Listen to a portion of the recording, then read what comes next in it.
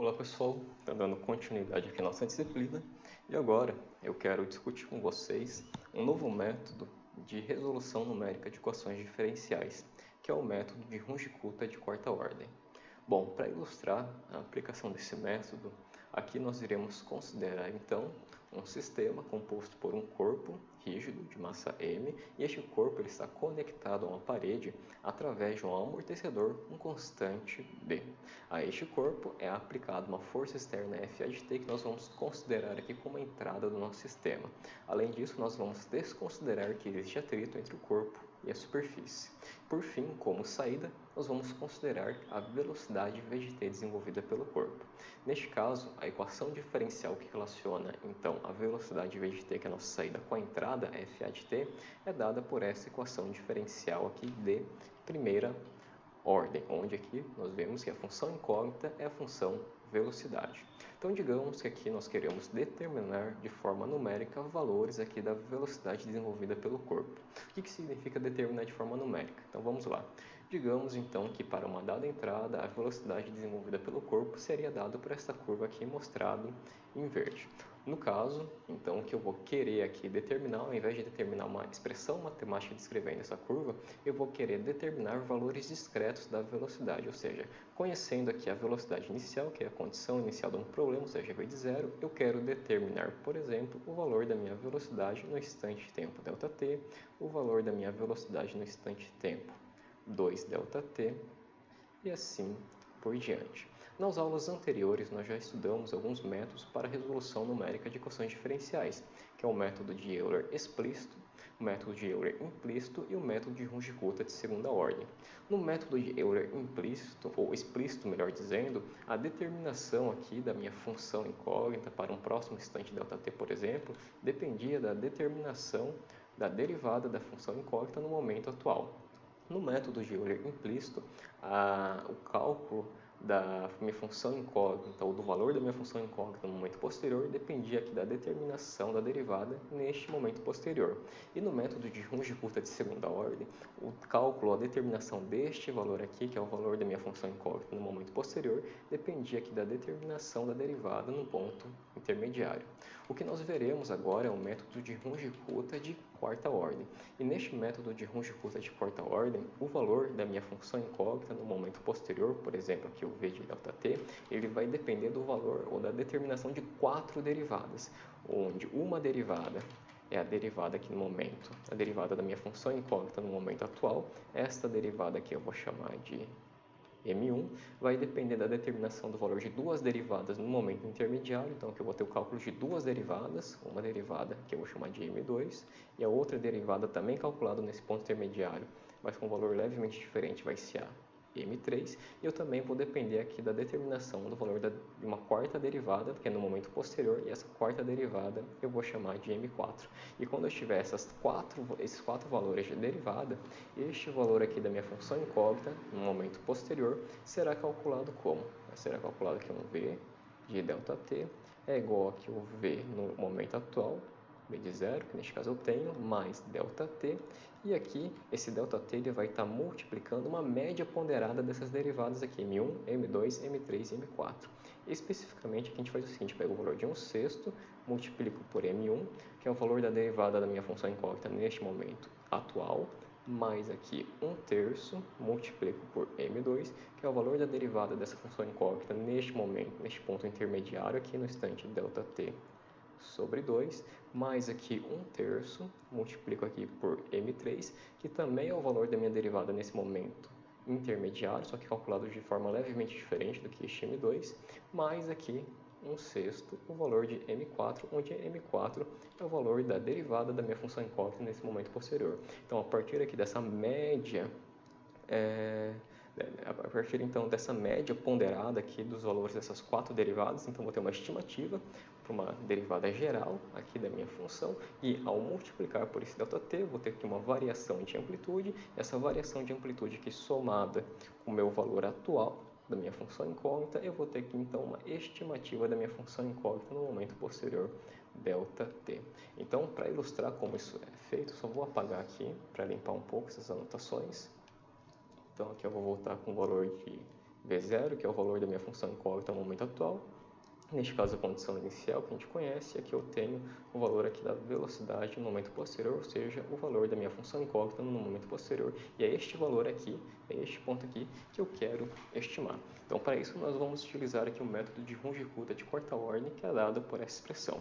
Bom, neste método de Runge-Kutta de quarta ordem, nós vemos que nós precisamos determinar aqui o valor de 4 derivadas. Então, vamos lá. A primeira derivada é a derivada M1, que a gente chamou de M1, que é a derivada ali da minha função incógnita no momento atual. Então, é derivada, neste caso, de v de t em relação ao tempo, calculado aqui no instante tempo atual, que neste caso é zero.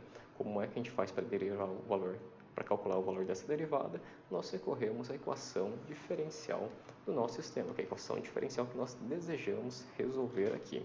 Então, vamos lá, vou copiar essa equação diferencial, eu vou colocar aqui ao lado. Aqui, neste caso, eu já vou isolar este termo aqui, que é o meu termo de interesse, que eu quero determinar. Então, aqui eu tenho que a derivada da função incógnita em relação ao tempo é igual a 1 sobre m, que multiplica aqui menos b, o valor da minha função incógnita em t, mais aqui o valor da minha entrada, FA, em t também, e aqui então tem o valor da derivada. Então, para calcular M1, o que eu faço? Eu pego este termo aqui, ou esta função aqui, né, e amostro com o instante t igual a zero. Então, neste caso, o que eu vou ter aqui é 1 sobre m, que multiplica aqui menos b, vezes a velocidade em zero, que é no instante atual que nós temos, mais aqui o valor da nossa entrada nesse instante atual, ou seja, no instante zero. Sim, dessa forma, o valor aqui de M1, que é a derivada da minha função incógnita no momento atual, e neste caso, por este exemplo aqui é zero, ele já está determinado. Agora eu tenho que calcular aqui os valores das demais derivadas. Para calcular o valor da derivada M2, que vai ser aqui um valor de derivada no ponto intermediário, a primeira coisa que eu tenho que fazer é determinar ou estimar aqui o valor da minha função incógnita nesse ponto intermediário, ou seja, nesse instante ΔT sobre 2. Então, aqui eu tenho instante ΔT sobre 2 e quero primeiro determinar o valor da minha função incógnita nesse ponto para poder calcular esse M2. Então, o que a gente faz aqui é o seguinte, então vou calcular aqui o valor da velocidade ou da minha função incógnita nesse ponto intermediário, posso calcular como aqui o valor no instante atual, mais um passo dado por ΔT sobre 2. Então, porque eu só quero calcular aqui esse valor no ponto intermediário, um passo ΔT sobre 2, né? Então, eu quero calcular esse ponto aqui, no instante ΔT sobre 2. Então, eu pego e esse ponto aqui eu multiplico por um valor de derivada, que é dado aqui por M1. Então, eu utilizo essa primeira estimativa de derivada para fazer uma primeira estimativa do valor da minha função nesse ponto intermediário. Uma vez que eu tenho o valor da minha função nesse ponto intermediário, eu posso agora sim calcular a derivada M2, que é dada como a derivada da minha função incógnita aqui no instante intermediário, dado aqui por ΔT sobre 2. Pegando então essa expressão, substituindo aqui para t igual a ΔT sobre 2, nós temos 1 sobre m, que multiplica aqui o menos b, vezes o valor da velocidade em ΔT sobre 2, mais aqui o valor da nossa entrada também em ΔT sobre 2. Nota que o valor ou a determinação dessa derivada M2 depende do conhecimento da minha função incógnita nesse ponto intermediário. E este valor aqui nós acabamos de calcular no ponto anterior. Então, basta eu pegar este resultado aqui e substituir aqui para determinar o valor então de M2, que nós utilizamos aqui então nesta expressão. Agora o que eu faço é o seguinte, eu tenho que calcular o valor da derivada M3. O que é esse valor da derivada M3? A derivada M3 é novamente uma nova estimativa aqui da derivada da minha função incógnita no ponto intermediário. Só que aqui a gente faz o seguinte, tá? Eu faço então primeiro uma nova estimativa do valor da minha função incógnita nesse ponto intermediário. Então aqui o V de ΔT sobre 2 é igual que o V no momento atual mais o passo ΔT sobre 2, que multiplica esse valor de derivada M2 que eu acabei de calcular. Então, aqui eu vou ter como se fosse um novo valor aqui, uma nova estimativa um pouco mais refinada aqui do valor da minha função incógnita no ponto intermediário, só que agora é calculada a partir aqui de M2. E a partir então dessa nova estimativa aqui da minha função incógnita nesse ponto intermediário, eu posso calcular então o valor aqui de M3, que é a derivada da minha função incógnita no ponto intermediário. Então aqui é a derivada de v de t em relação ao tempo, calculado aqui para ΔT sobre 2. Isso vai resultar no seguinte, vai resultar também em 1 sobre m, que multiplica aqui o menos b, v de ΔT sobre 2, mais aqui a nossa entrada FA em ΔT sobre 2. Mais uma vez, nós vemos aqui então que esse valor de M3, que é a derivada da minha função incógnita no ponto intermediário, depende então de uma estimativa da minha função incógnita nesse ponto intermediário. E neste caso, nós utilizamos esse novo valor que nós calculamos no passo anterior e substituímos aqui. Então, até este ponto, nós temos o valor de M3, M2 e M1, que nós necessitamos aqui para o cálculo da nossa estimativa aqui da nossa função incógnita no momento posterior. O que falta agora é determinar apenas o valor de M4. E o que é esse valor de M4? É uma estimativa da derivada da nossa função incógnita no momento posterior. Então, a primeira coisa que a gente faz aqui é, antes de determinar M4, nós determinamos uma estimativa do valor da nossa função incógnita no momento posterior, só que essa daqui é uma estimativa mais grosseira, ela não é esta estimativa aqui mais refinada, então primeiro eu faço aqui uma estimativa mais grosseira, v de ΔT, que é calculado aqui como o v no momento atual, que é 0, mais aqui o ΔT, multiplicado pela derivada que eu acabei de calcular.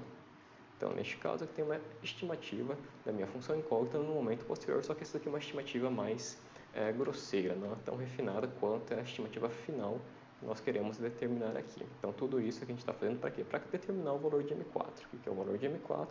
Então, vai ser aqui a derivada da minha função incógnita no momento posterior, que neste caso é igual a ΔT, que será dado por 1 sobre M, que multiplica aqui menos B, vezes aqui o V de ΔT, mais aqui o valor da nossa entrada no instante ΔT. E tendo em vista que nós calculamos esse V de ΔT no instante ou na etapa anterior, então nós pegamos este resultado, substituímos aqui para obter aqui o valor de M4. Então, neste ponto, nós determinamos o valor de M4, o valor de M3, M2 e M1, ou seja, nós temos aqui M4, M3, M2 e M1, e agora sim nós podemos obter uma estimativa bastante refinada e bastante precisa para o valor da nossa função incógnita no momento atual, no momento posterior, ΔT. Então, para ilustrar aqui as equações finais do método de Runge-Kutta de quarta ordem, nós temos essas equações aqui. Então, imagina que aqui o meu instante atual é o K ΔT e eu quero determinar o valor da minha função incógnita no momento posterior, K mais 1 ΔT. Então vamos lá, qual que é o primeiro passo? O primeiro passo aqui é determinar o valor da derivada da minha função incógnita no instante atual, K ΔT, e este valor de derivada eu estou chamando aqui de M1. Bom, este valor de derivada nós sabemos que ele será a função aqui da nossa função incógnita, ou ele dependerá da nossa função incógnita no momento atual. Este valor nós temos, ou ele é a condição inicial, ou é um valor calculado da nossa função incógnita no passo anterior. Além disso, esse valor de derivada M1 ele também dependerá do valor da nossa entrada no instante atual, K ΔT, e este valor nós também temos.